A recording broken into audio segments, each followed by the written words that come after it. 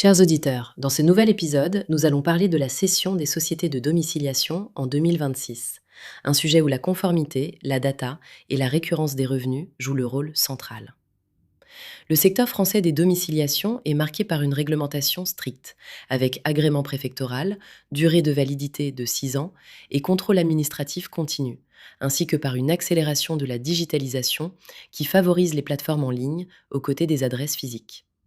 Cette dynamique crée une barrière à l'entrée et prépare une phase de consolidation avec des acheteurs stratégiques comme les plateformes juridiques, les services administratifs et le coworking, ainsi que des fonds de private equity attirés par les revenus récurrents et la visibilité des flux.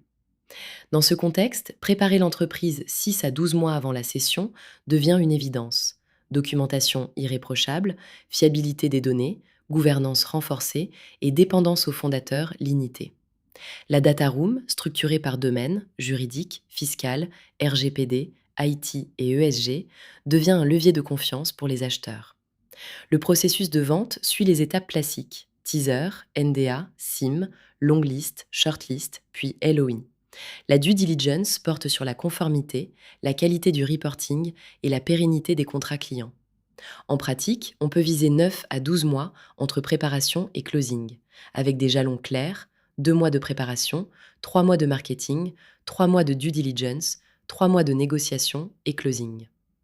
Les facteurs clés de valorisation restent la récurrence et la conformité, avec des multiples observés autour de 4 à 7 fois l'EBITDA.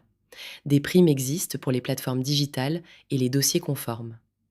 Les mécanismes de prix incluent le locked box, l'earn-out, un gap limité à 18 à 24 mois et une clause de non-concurrence sur 3 ans. Sur les scénarios prospectifs, l'intégration de l'IA et la numérisation du courrier peuvent booster les marges et la valeur pour les opérateurs 100% digitaux, alors que des tensions macroéconomiques ou fiscales peuvent peser sur les marges et les coûts immobiliers.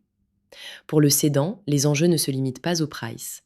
Dépendance aux dirigeants, conformité et contrat, et rétention des talents doivent être anticipés par des actions concrètes comme un comité de direction, des contrats pluriannuels et des données fiables.